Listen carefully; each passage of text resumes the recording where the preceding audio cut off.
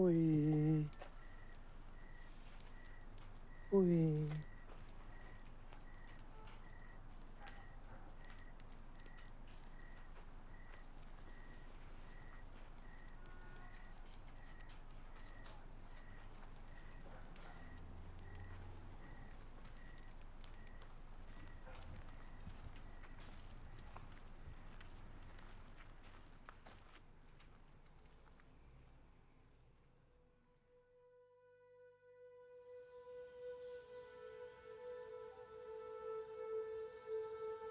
Please wait.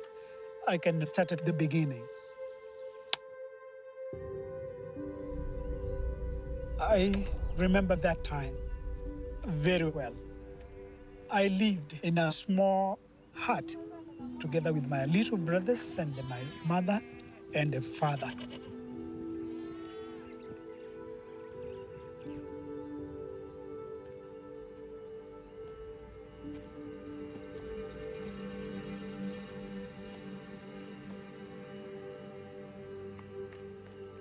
My father had no job, and he used to come home every day totally drunk.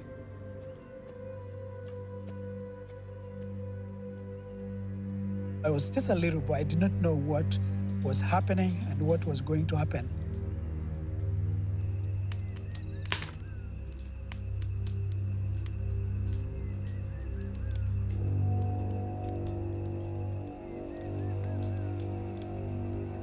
He was so cruel to my mother. She screamed for help, and nobody was coming. That was my life when I was a young boy.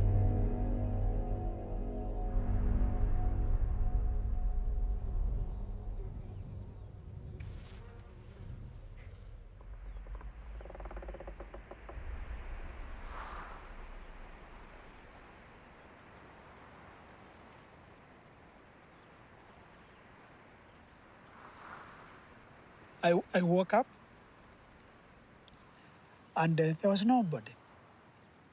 Everybody had gone.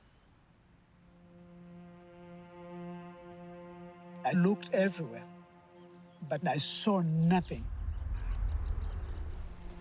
And I realized that I was completely alone, abandoned, a child without parent.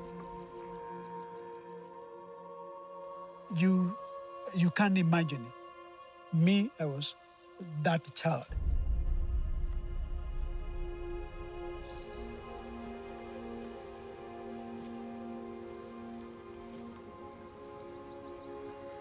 I can remember I went to my uncle, who was a drunkard, and I was so hungry.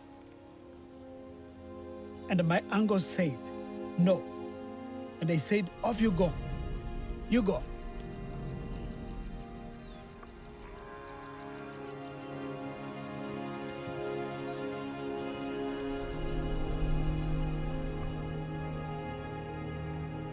Then I started walking around the village, begging for food, pleading with people to help me.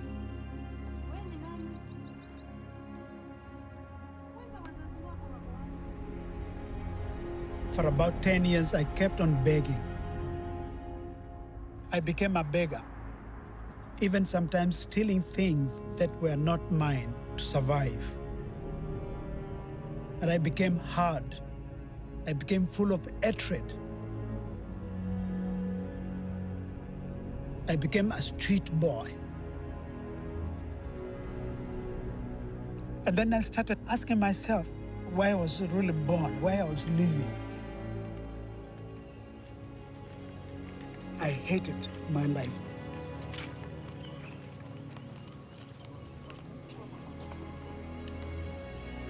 And I thought, I don't really deserve to live in this kind of life.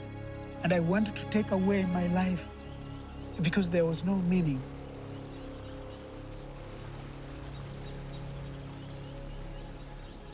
But a young man came, he saw me in a desperate situation. He invited me to prayer and a fellowship.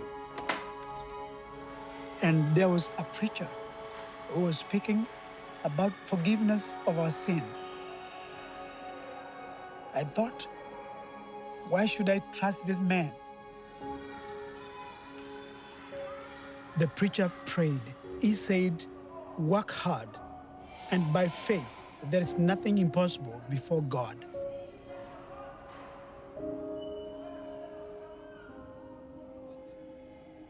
This struck in my mind, and the new hope was planted in my heart.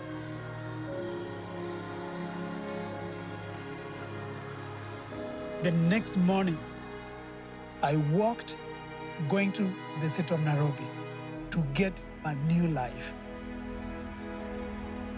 I had no money, not even a single cent in my pocket.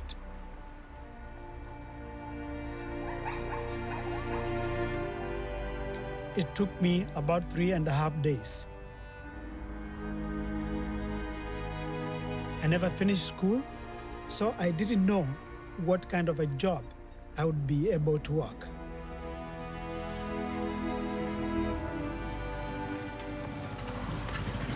I landed to Nairobi, where there are people with money, those who have power, those who have jobs. But nobody was ready to help me. And then I was just looking at everybody, and they look at me and then say, what are you doing here? You need to go and look for a job. You cannot beg. I cannot give you money.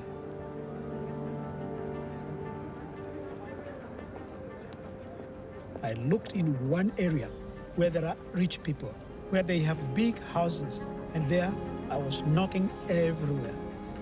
And I happened to find a gate somewhere in Nairobi.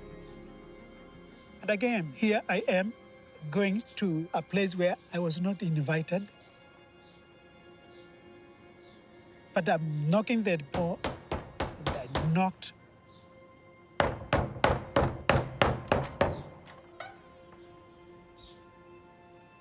The lady asked me, why are you disturbing us here? You are knocking the gate. What do you want me to do for you?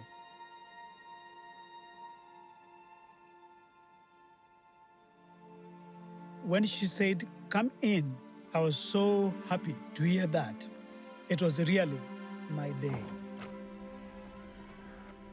The lady gave me some work to do every day, cleaning the floor of our house, washing dishes, cutting grass outside the field of 2 acres. There were no machines those days. And they also gave me some food because there was food that remained in the dishes, and that's what I had after I finished work. So life became good and better than ever before.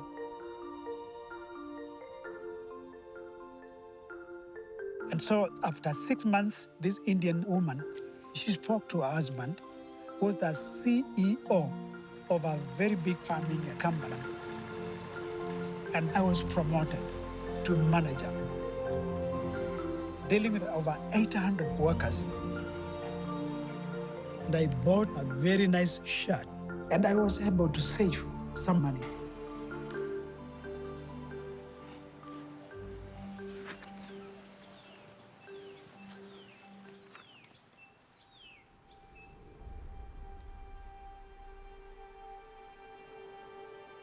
Then I saw a beautiful young lady, and then I was like, oh, well, something, touched my heart.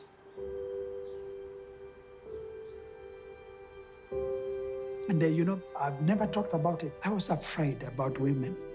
I had no confidence of myself being able to be loved. And now there's a smile. I have a courage to talk to this young lady. And that went so well.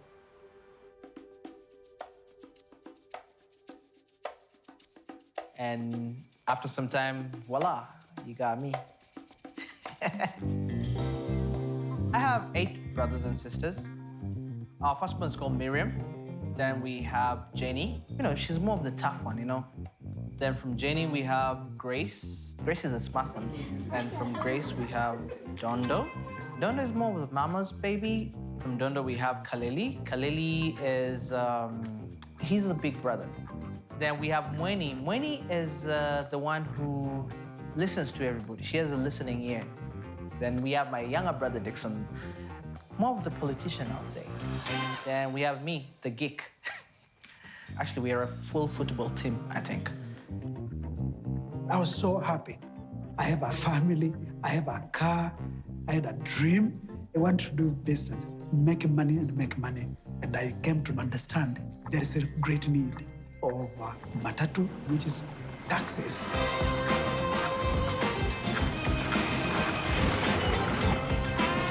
He used to carry us to Eldoret, 40 kilometers away.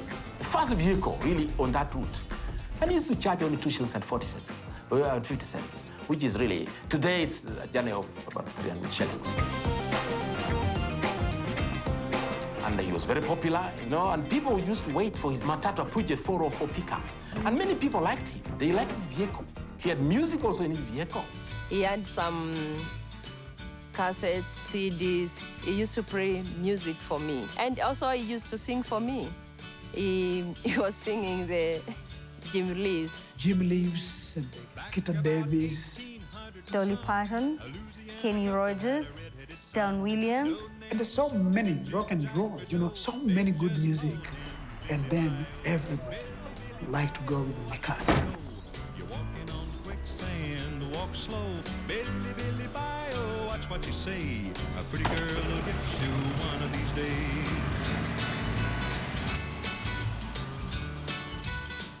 And then everybody, they knew me.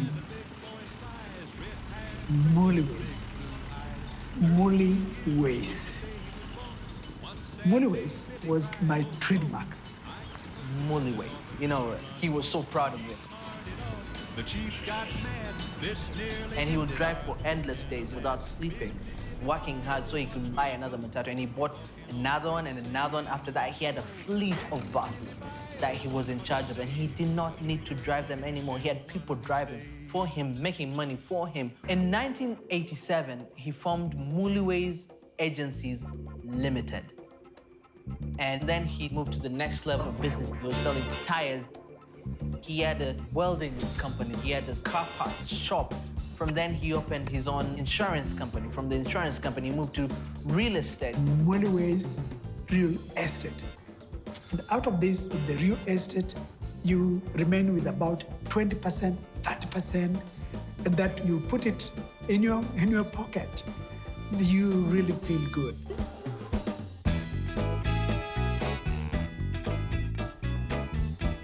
So with the money I could buy anything, I bought my own Mercedes-Benz from Germany. At that time, that is in the mid-80s, he was a millionaire. And he was among the very few to build a permanent house, a fast stone house in Eldoret. I felt great. We had a big living room. I had my own bedroom, and it was awesome. I will be the coolest kid in the hood because we have a TV, right? We have a carpet in the house so we can play and it's not cold on the floor. And just simple things like that.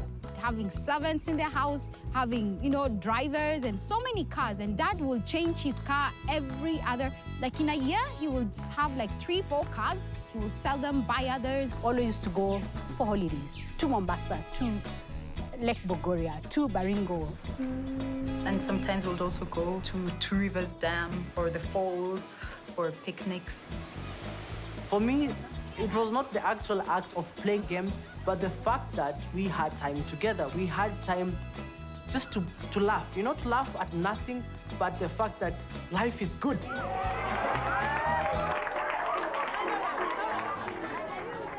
But it was becoming more and more. And the more I did, then the more I also got profit, and there is no end.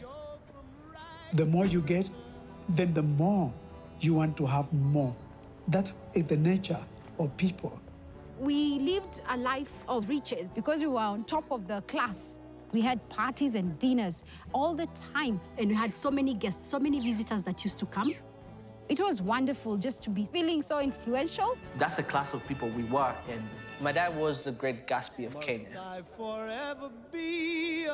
And it was really so good. I got connected to some of these people who were also rich, and they owned Total oil products. And they were looking for a prominent person to sell and distribute their products. I really realized the value of having money. It's more than anything else that you can think of. It's having the power in your hand. And then my dad had a monopoly in oil and gas. Really, it does not get any better than that. Like, where else do you want to go from there? I traveled to Europe for business, traveling in different parts of the world, traveled also to New York when they used to have the Twin Towers. I remember going up almost to the top, and then just seeing the city, I really felt like, it was my time. Coming right from the bottom to the highest point, to become the supplier of oil, gas in the whole of Western Kenya. And always, when I remember that, I see the impossible becoming possible.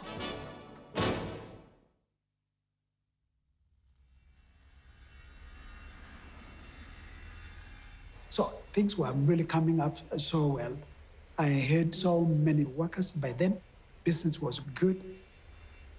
But one day, I got the shock of my life. My dad wrote me a letter, and this letter, when I read it, said, "My son, it's a long time since I last saw you. And therefore, I would like you to come as my firstborn son. Come home. There are things of great importance that you need to come and address here." And so my mind was going round and round, not knowing what to do. I can remember very well when we were very young, our brother, elder brother, Charles, we left him.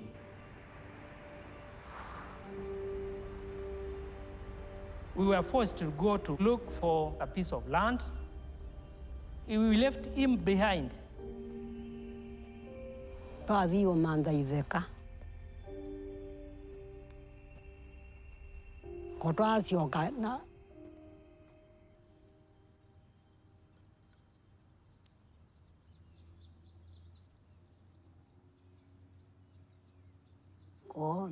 Konda doi njana yo. Konda yo na dina. Undu mama watoi ninja. Kangundo indi tautia te kamande ideka. Yu itwe makoweni. Undu na udire na amwiba ndunda.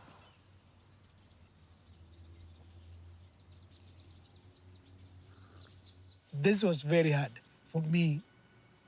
The letter that I got pleaded with me to come and intervene. I thought about it and I shared with my wife. Then I decided to go there.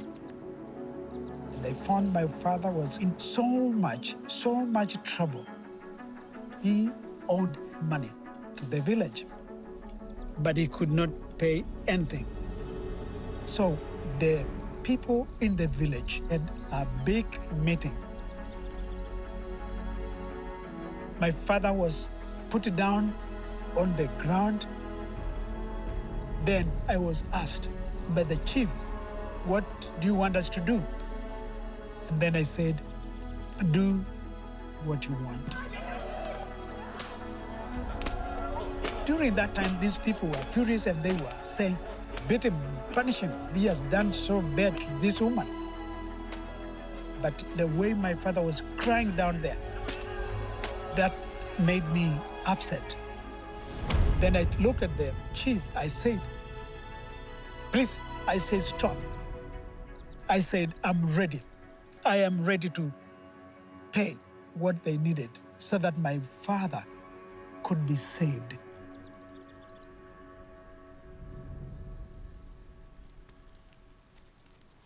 nananga wanuki takethwa tiuki riu nithwa ni muchili kweona na kithila kiki kwithwa na mutia ucio mutua nikiakwa tona kwacia nikiakwa lakini na kivenwa kioka kyanewa mwana uyu wira wa mutua no isi ni amba wapikabu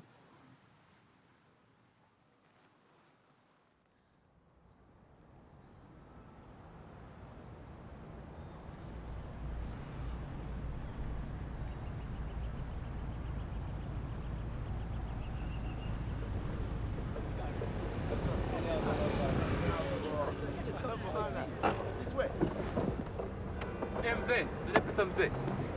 Zile pesa mzee. Zile pesa tafadhali, zile pesa mzee. Kwani zile pesa mzee. Kwani nini umefanya? This is how we used to survive on the street. In some instances, we'll help people to park their car. We'll guide them as they are parking, and in exchange, they have to give us money. Mimi sina pesa. Mimi sina pesa. Sasa mnanisumbua nyinyi. Nini mnataka? I can't count the number of times I've stabbed other boys and women when we want to steal from them and they are resisting.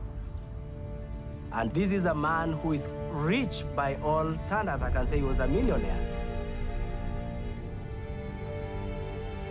And because I lived a life full of hatred and anger from my home in the slum, every time I used to hurt somebody, for me, it was like a revenge, and I used to feel good because people used to hurt me, and I hated to do so to these people.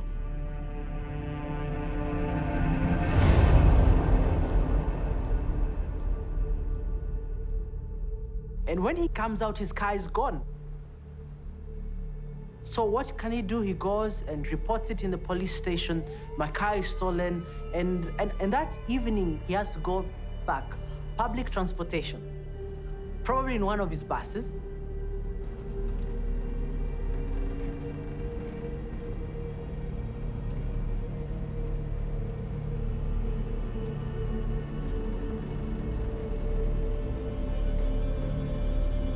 Going by bus, all the thought was about the boys. Why didn't I give these young people money? I am not feeling well. I became sick. I saw faces of me inside them. I saw myself. I was really disturbed. But something was building in my heart.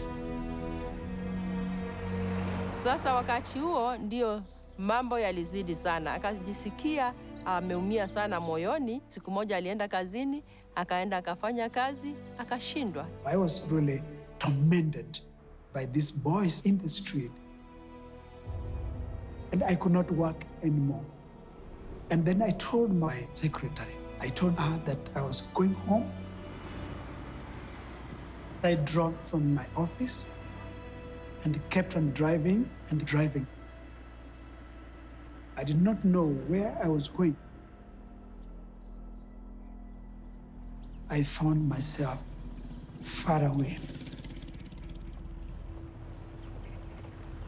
And there, I stopped my car and then started crying in the car. I cried, questioning God, why have you done this to me? With all the wealth that I had, why is it that God wanted me to take me back again to the poverty? 4 hours in the car, I struggled with God.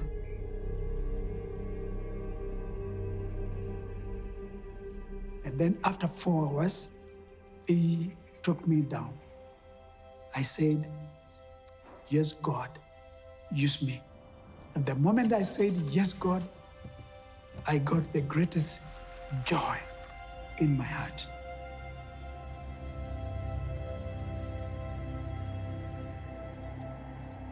I remember him coming home, and then he comes in and he sits down, and I noticed something is different about him. Every evening, we had dinner together as a family. And the night that Dad told us, we were sitting as always. Dad asked us, how was your day? And everybody will say, one by one, will say how your day was in school.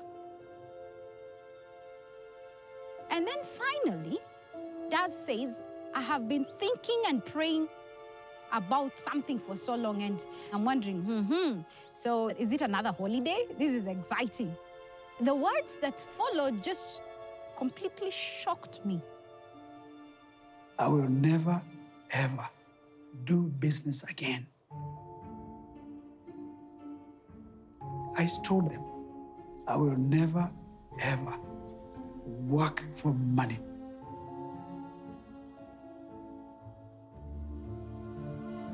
My face turned onto Mom. And Mom looked perplexed. She looked like they had talked about it, but they had not really talked about it. He went on to elaborate that God had actually shown him that he needed to sell everything and start helping the poor in the society, the children who are abandoned, the street children. And I was there like, I could not fathom. No more income coming in. It was too much for me. You know how you feel as though the world has sort of collapsed beneath your feet? That is how it felt at that time. After that, dinner was finished quite quickly. Lakini nilifunjika moyo. Nikafunjika moyo, nikainamia chini, na si kuongea. Kulala kesho yake, nilimuuliza, haya yote umefanya katika maisha, kwa sababu hii inachukua maisha yako yote. Unaona ni mambo ambao ni jambo ambao linafaa katika maisha yako na maisha ya familia yako? Na akaniambia ndio, niliamua kwa sababu sio mimi najua Mungu ndiye aliniita na Mungu ndiye anataka nimfanyie hiyo kazi. On a plain language, that's called total madness. That's what it is.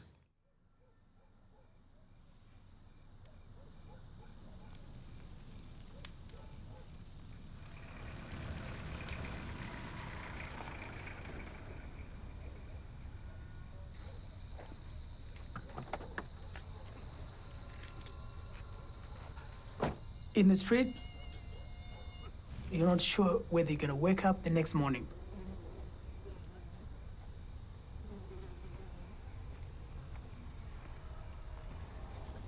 To come to the street in the middle of the night, it was really, really dangerous for him and for his life.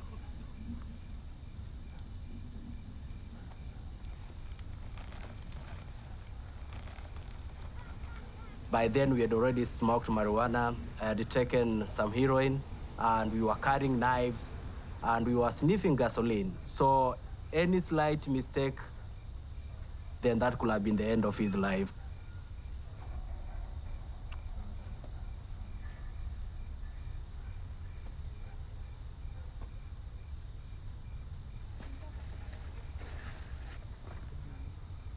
We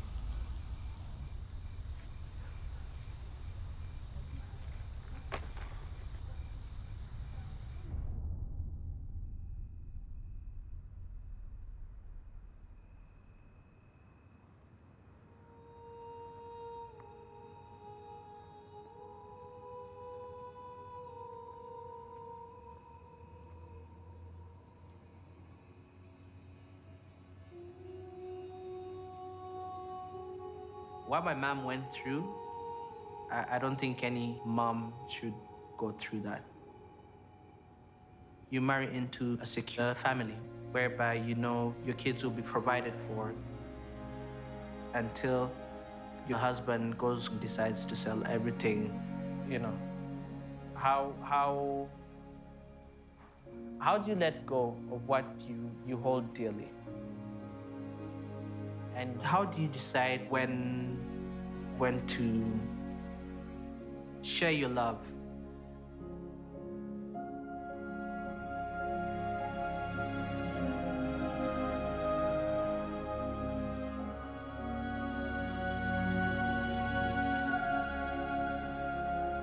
That must have been hard for her to do that. Somewhere in the back of her head, she must have gone, what am I gonna do when the money runs out? But she did it anyways.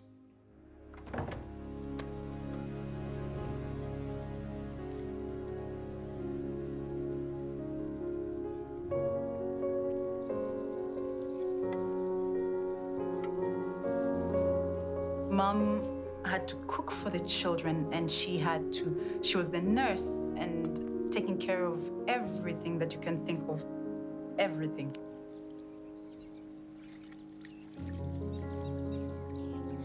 I was the one who was taking care for the children. I would wash their clothes and cook for them, give them the medicine when they were sick. It is very hard work, but I didn't get tired because I loved the family. Yeah, and I loved my husband. Yeah. Initially, we had 3 children, 4 children, and the number kept on growing, and now our family was suddenly bigger. From nowhere. I went to the street. Then I brought them every day. There was no one day that we said, it is enough. I never said there was no space for a child who was suffering. As the days progressed, I was praying in my heart that this will not be true, that Dad was just joking and he would continue working. I thought he will not shut everything down. People give donations. Why can't you do that? Why can't you just sponsor a kid? That would be awesome. You can work, sponsor a kid, perfect. We still live our life. Everyone's comfortable. But he actually stopped all the businesses. He started selling stuff. He started closing shop, and people called him crazy. He brings his Mercedes Benz with loaves of bread in it, and there he meets these little children in the streets. That was a real scene to see. People really started talking around town and saying there must be something wrong. Because we stand with him in the streets, less than 5 minutes, he's mobbed by those kids. And there are no businesses you could be doing them unless you're selling drugs. So people are very skeptical about him. Even others as close as me could not understand. Do you close a business in order to serve street kids? Can't you do that too? That seems a little bit strange.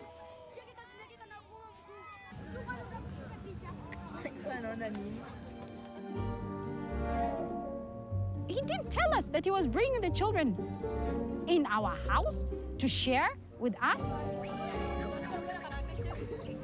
I think that was really, really rude of him. They smelled so bad. They had lice on them, tattered clothes and no shoes. They broke the toilet. How that happened, I do not know. I don't know whether, I think they were just stepping on the toilet and they broke it. I despised them because Mom suddenly was taking time to go and bath them. They were given one of the rooms in our house.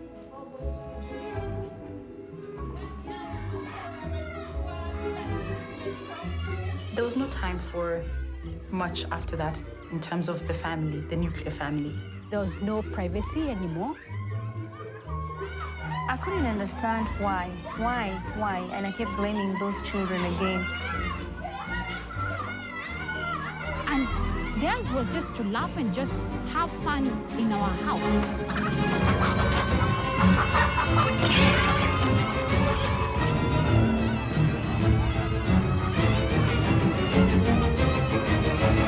Half the time it was, Mom, this is happening, Mom, this is happening, Mom. And they were playing with stones and playing with all sorts of things and breaking our windows. They were swinging on curtains. They were climbing on walls. That was unheard of before they came. The house was meticulously clean every day. It was really rough. And the children became now 100 suddenly, and we had to share some of the rooms with them. Because the kids were so many, I went to the street, brought more. Of course, he brought more children and more children and more children. And now he had to extend the house so that they had enough space for the children.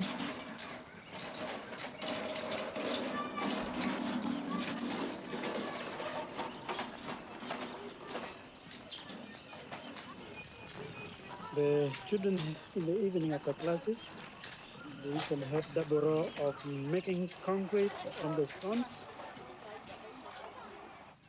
You'll have to teach them how to do some work, manual work, be able to understand the real importance of working. The compound was small.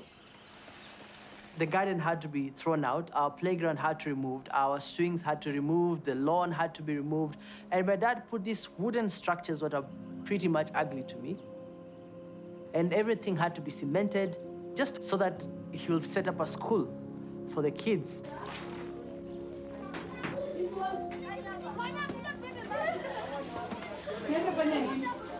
And I remember I had a favorite dress. It was yellow in color.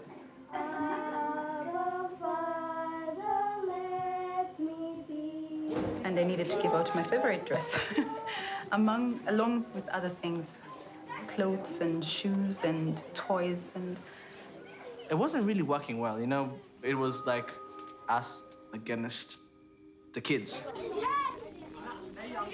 They were rough, they would fight between themselves, they want to fight with us. It was not good. I don't remember one day that my own children were happy at all.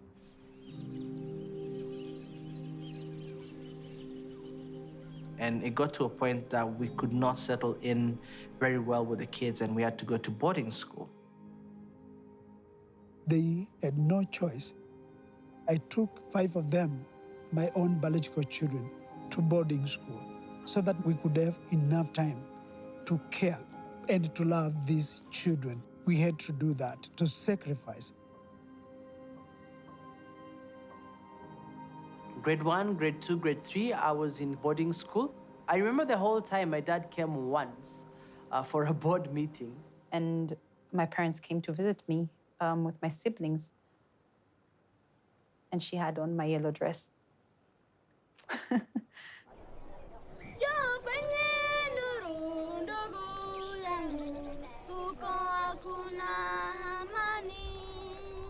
I felt like he had kicked us out. He had abandoned us so he could spend time with these other kids who did not even belong to him. I felt angry. I really felt angry because I was wondering, who are these children anyway? Why can't their parents give them the things that they're taking from me?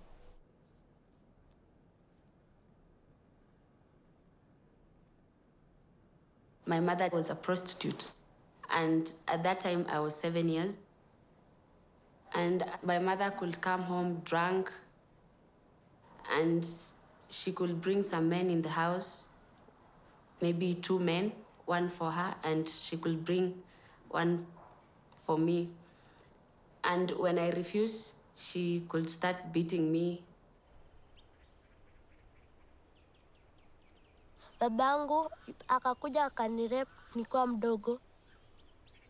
Po mamangu akapata damu kwa nyumba imejaa. Akachukua mbao hizi zinajenganga desk. Akanigonga akiniuliza nani alinifanyia hivyo, nikamwambia ni anko yangu. Babangu alikuwa ameniambia nisimseme. They told me that your mother was a prostitute, so she died because of AIDS. And they told me that's why we think that you have the same disease.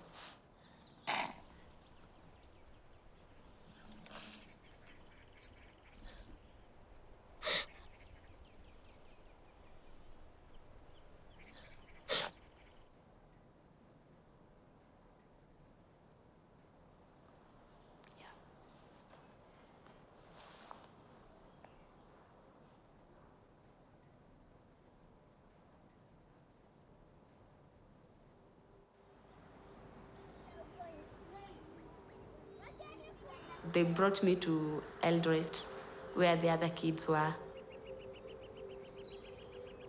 They welcomed me. They did not care if I was doing prostitution. They decided to take me in.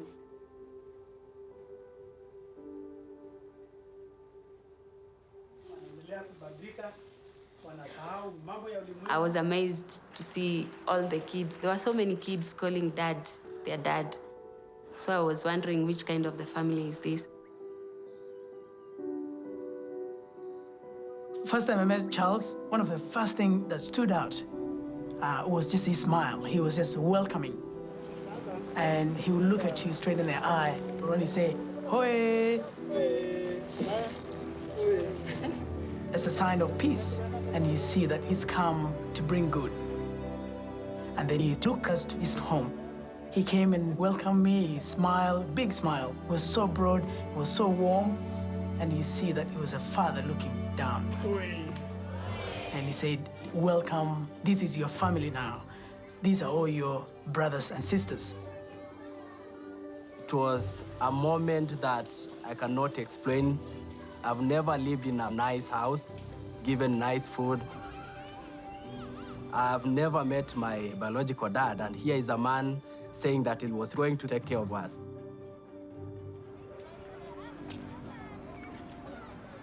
So around that time, Charles started bringing the street kids and the prostitutes into the church. The elders didn't like it. The street children were considered as bad people. You can't bring them to a holy place. I was a young boy in the Sunday school classes. I still remember to this day how sad that looked.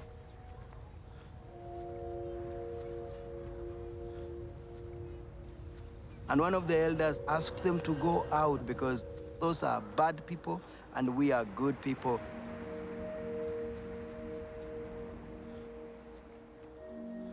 One night, the church elders had a long meeting, and a plot was hatched. They decided to chase him away.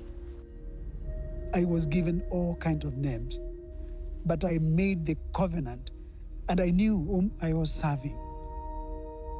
I said, I would even rather die than to stop.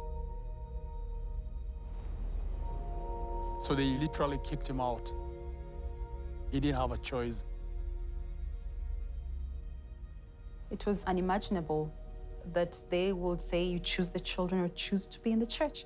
Mom's friends were telling her that she needs to leave dad. She needs to divorce dad because how is this possible? She said, they told her that dad must be crazy, that she should take him to hospital for a checkup. Nilikonda sana wakati ule kwa sababu ya mafikira. Nilikuwa nafikiria mbona watu hawa walikuwa marafiki zetu, hawatupendi. And they would ask her, how can she take this? Why can she leave this crazy man? And my mom, I'm sure as a woman, probably she thought about it. Okay. You to take. Do you like it? To drink. You love? But Mom stood by him and she supported him unconditionally. And not because she had to, but because she chose to. I think losing those friends brought us closer as a family because then we needed to rely on each other. We were each other's friends. We were all we had. When the road is called up yonder, and old saints go marching in, when the blood washed get eternal crown, friend, I want you to be there. And life moved on, and the children became more, and the finances became minimal. It was going down in the bank, down and down every year, every year. Me and my younger brother had to come and study with the rest of the kids, and it didn't make much sense. My wife came one evening and said, "My dear, our stores are running out of food." And then I said, "Why are you asking me about where we are going to get food? Don't you remember that I said you ask God, pray. Na nikaanza kulia nikiuliza sasa hawa watoto nitawapea nini? Nitawafanyia nini? Watoto wengi wamejaa hapa na sasa nitafanya nini? It was no point of return. I thought, what are we going to do now?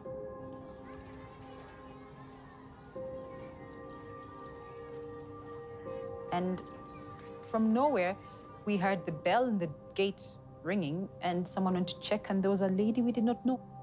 And she came with a truck full of food.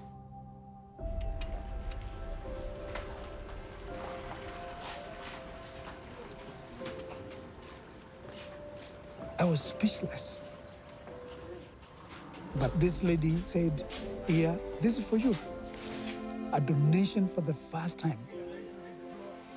Akatuletea chakula, akatuletea pesa, alikuwa na shilingi 5,000 kwa bahasha. Na hiyo chakula ikatubeba kwa muda mrefu sana.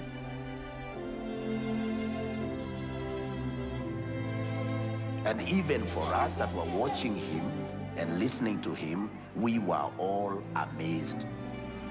But we watched, and with the passing of the day, these children became more and more responsive, more and more obedient, more like family. They respected him, each of them calling him dad, calling Mrs. Mully mom, and we saw a very significant change in their lives.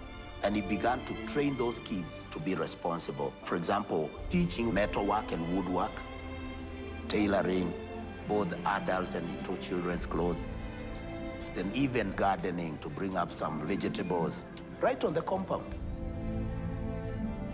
That's why I think now I can say Mully children, not just home, but family. And in family, you teach everything. It got to a point where there was no more room for more kids in the compound. Everyone was brushing shoulders with each other. Sasa wakati ule tukafikiria ni wapi tunaweza lete watoto ama ni wapi tunaweza jengea watoto. Tukakumbuka tuko na mali yetu hapa Ndalani, tuje hapa Katra Seeka, nyumba ya retirement. And so kids got in a bus and boom, the move started. Mully Children's Family. We started our journey, we drove all the way via Nairobi, Thika, and then to Ndalani. And this is moving from a very big house on Eldoret to a place that is made of earth and soil and iron sheet roofing, and there's nothing. There was no water, there was no electricity. We used to use kerosene lamps back then. Yes. But makeshift buildings were put in place, the children came in, and we started living there. At that time, in 1995, the place was very hot. It was 105, 110 at times in a year, and it was very difficult to work the land. But it will say that this place will be full of fruits, it will be full of vegetables, and I would ask, what? It's so dry. He would tell us about these things, and sometimes we don't understand it, and sometimes we think he's crazy, because he was dreaming about us having a dormitory well built with stones, and at that time we were staying in a tin shed. And I felt really a lot of pressure. You have all these children, they want to eat. Others are crying, and others, they need to be taken to hospital. In some of the cases, HIV. And they started complaining. They said, no, Dad, we don't want to stay here. There are no people here. We are in the desert, you know, and they wanted to run away. So some children left Ndalani to go sniff glue in the streets. Cocaine, heroin, glue, alcohol, bang, name it. You know, the kid's the kid, forever in the world. And when we see the children going back to the street, we are not happy because we know we lose them and they are going back and maybe they are going to die there because in the street there's no love. There's no people who love them.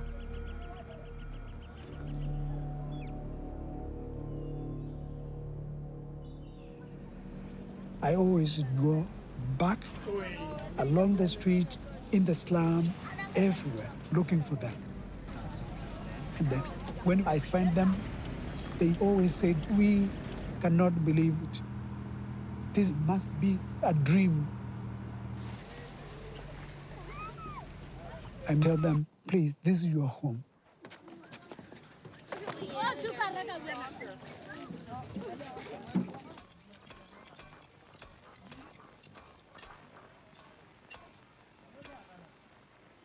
We built that place by hand, step by step, brick by brick. We built every building, every foundation that was laid there. I learned about construction with the rest of the children. I learned how to put brick on mortar, how to make the ratios of cement, sand, and ballast, and all that. And right now, I have so many skills that I learned as I grew up that even now I can use them in my day-to-day life.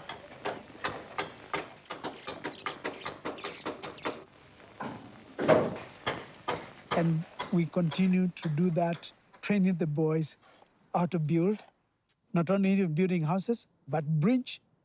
The bridge back here, we have started over the last 2 weeks now. And in order to beat the time, we do not know exactly when the rain will come. We do not know. But even though it's quite unfortunate that the whole area is affected by the severe drought, we are taking this advantage of building such a bridge so that even when it rains, then it's just like Noah, Ark. You build and people ask you, why are you building this one? But the reality is that one day the rain will come.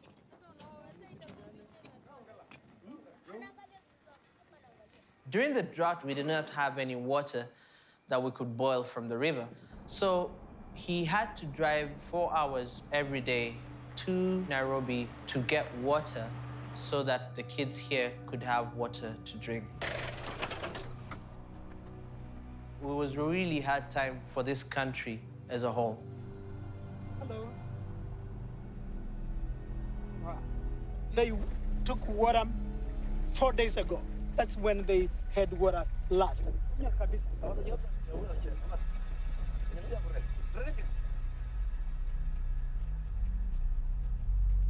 Those people were really dying by drinking bad water that they were trying to dig along the riverside when there was no water flowing, and they were dying.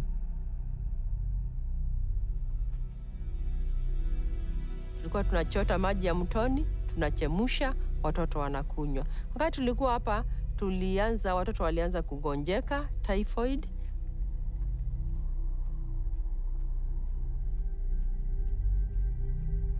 I remember a young boy, his name was Oscar Kiberenge.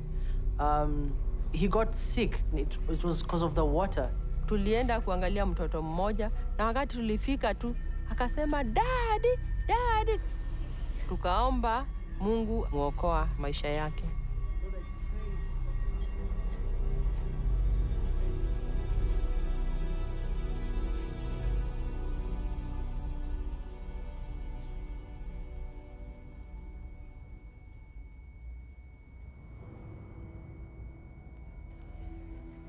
He was very low during that time. He was trying to figure out, God, you cannot give me these kids here for them to die in my hands.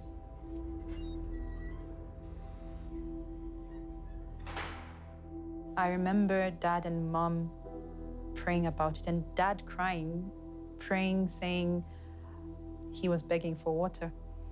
And then one night, he woke up, he woke Mom up, and they went outside.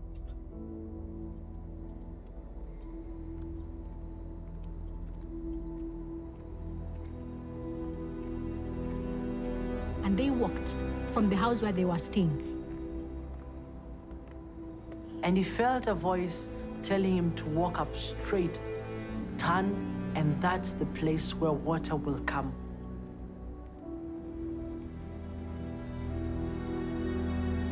They prayed and they felt that this is the place where they needed to dig. He believed there is water there. And they prayed, and the work started the next day.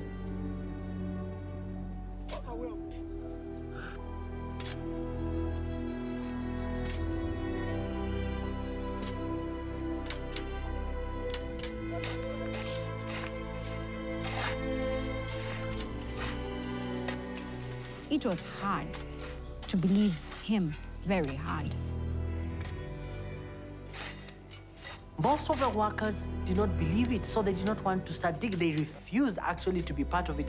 And as the kids, we came and we started digging. When we started digging, my brother, Dixon, and Isaac, they dug for the water. Now, this is after trying to dig a couple of boreholes with machines going a couple of 100 feet down to get water, and we do not have any water. And this guy goes like, you know, we need to grab a couple of mattocks and start digging. That is total craziness. Most of us not believing. We started digging for a couple of days, and we dug, and we got to this hard rock. It's a volcanic rock. And, you know, we called my dad and we told him, we've dug your vision, and this is where it's taking us. We have a rock, and there's no water, so, you know, what should we do? My dad says, I was shown water here, and just keep on digging.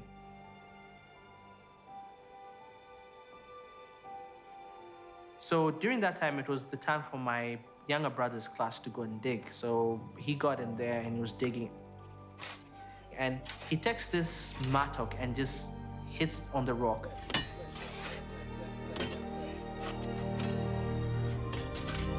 And all of a sudden, water got out. I remember my brother yelling like, hey, Dad, Mom, you know, we got water. And my dad's like, what? And there was water that just came out pouring from the ground. And there was a lot of commotion and everything because it was unheard of.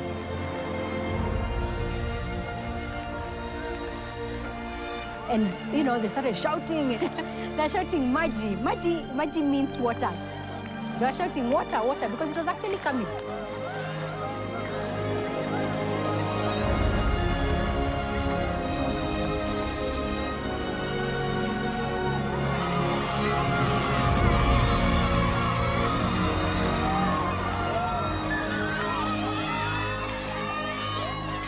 When I finally got to understand that why he was doing it, I regained trust in my dad.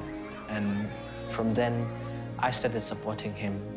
And after that, we had water in Delani, in an area where it is not known to have any well. There are no wells in this area.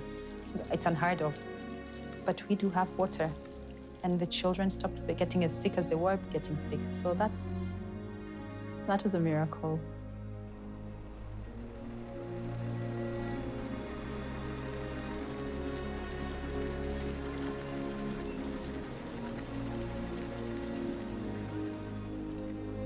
A water purification system was set up, and from that, there was a water tower that was constructed, and this was able to supply water not only to the children, but also we got water also for the use in the farm, and that's where it began.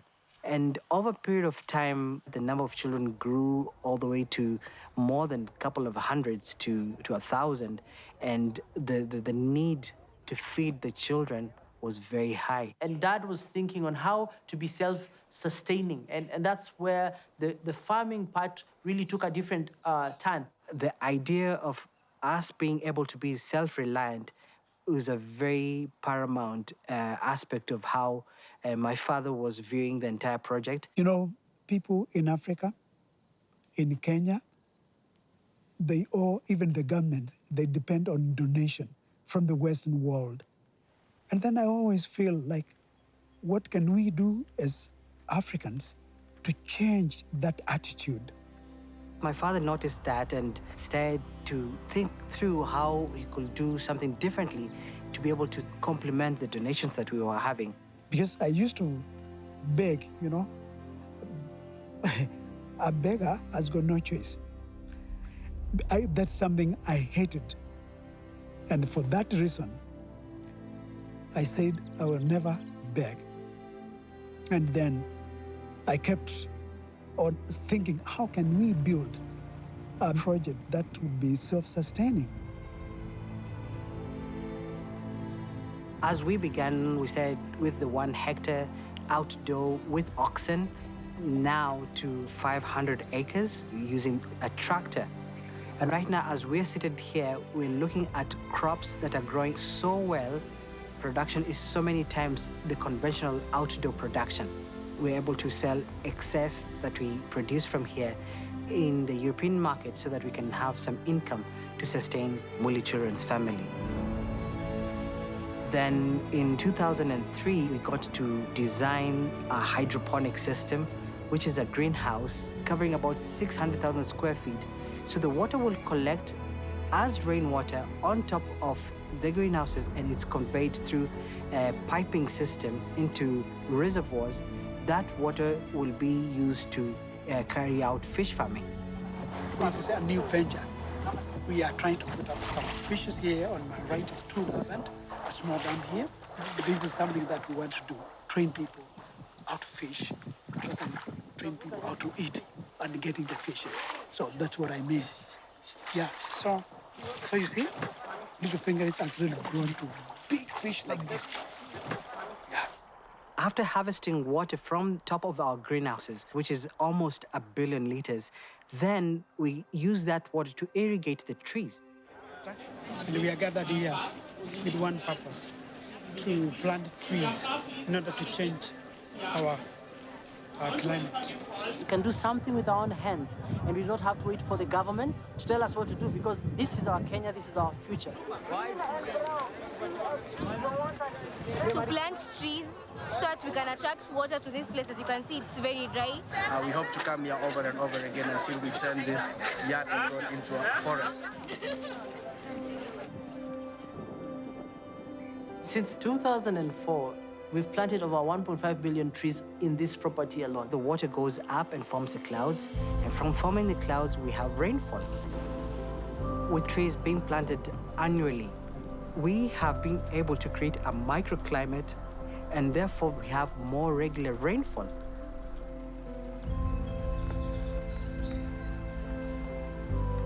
This is real. When I bought this piece of land, there was nothing. There was no trees, there was nothing, no water. And through planting trees and through water conservation, I've seen that really working. One big dream that I have is to transfer the knowledge to the young generation so that we change Africa, we change our country, Kenya.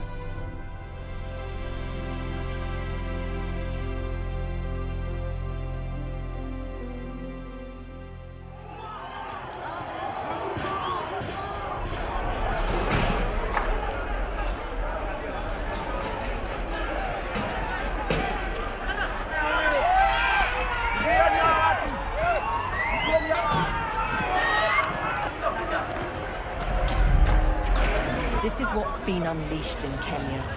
Ethnic warfare at its most basic and most brutal. A man being murdered because he belongs to a different tribe.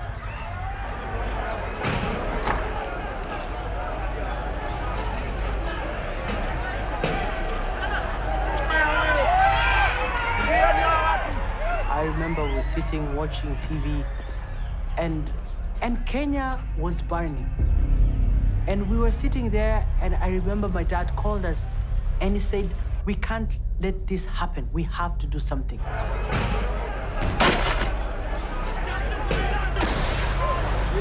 The government, they were overwhelmed completely. And the children did not have food. Dad had said, if we don't step in, children are going to die. By then, there were internally displaced persons camps that had been set up by the government, the biggest being in Eldoret. So when Dad said that, it was automatic for us that, okay, work, let's go and work.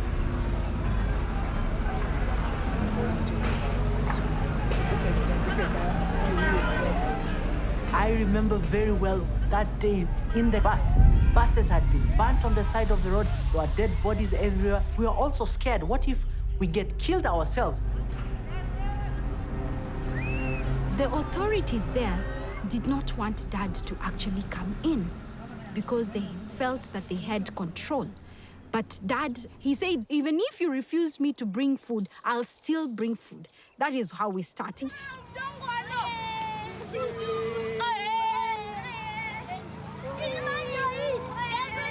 And the children would come out of their tents and follow the bus because they knew MCF brought them food.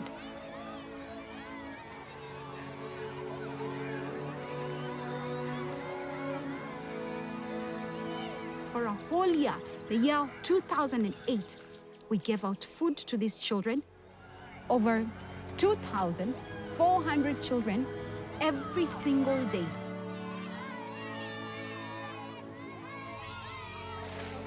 We ended up working with the Red Cross. And we got some of the children from the IDP camps, and some of them came to MCF, where they now have a family.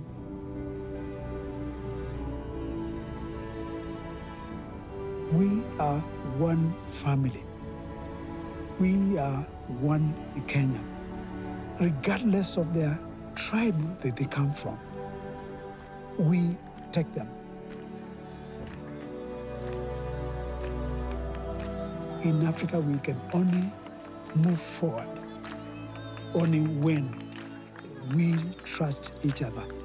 Girls and boys, shall we clap for your own brothers, your own sisters? Shall we clap for them and welcome?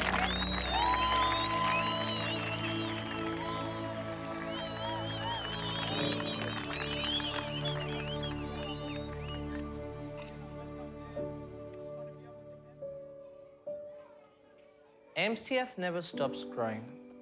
Every time you have, disasters happening, we have post-election violence, parents end up dying, they leave kids, without any parents, we take them.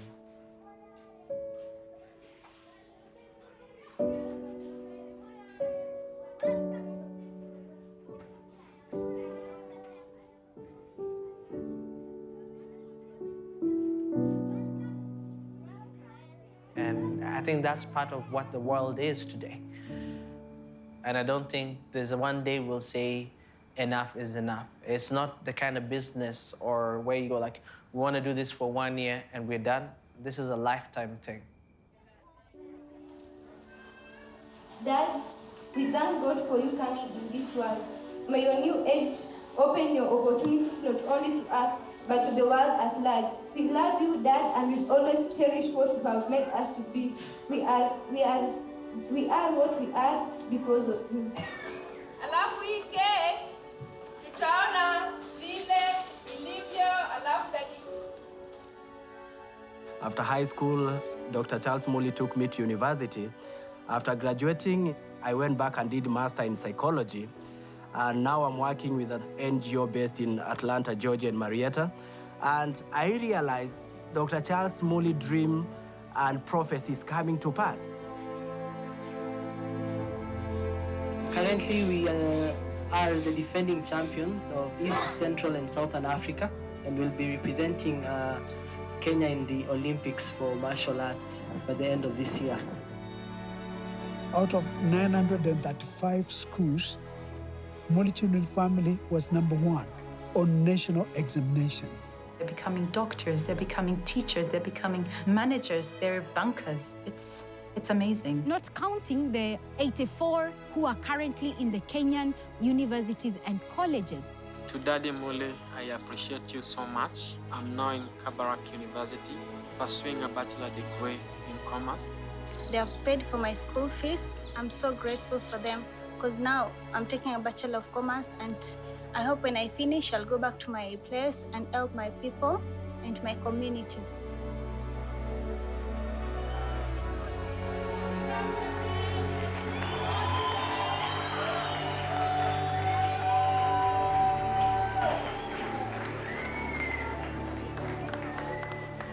one day, the Lord may take me home, an eternal home, then they could be able to manage this place. But I don't have one particular person, not even my own son or my own daughters, because this is not my doing, this is not my property, this is not my work. He chose me, like he did to Moses, to be able to do this work faithfully. And that's why over the years now, I'm no longer worried.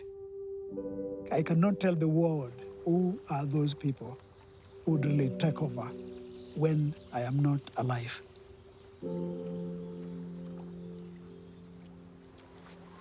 25 years from now, I know MCF will be a place where the people, they will come from all over the world to see what is going on. And I know the kids, those who went through in our program, I know there will be big people in the society and also in the Kenya, also in Africa, and maybe in the world. I know there's no limit in MCF. For you to be here, for you to be alive today, it's a miracle. For you to be the way you are, it is God's miracle. Let me tell you, I work 25 years, and I work because I know everything is possible. I'm telling you, let's remain focused in our studies and in everything that we do. Let us remain focused. Let us work hard so that we change the world.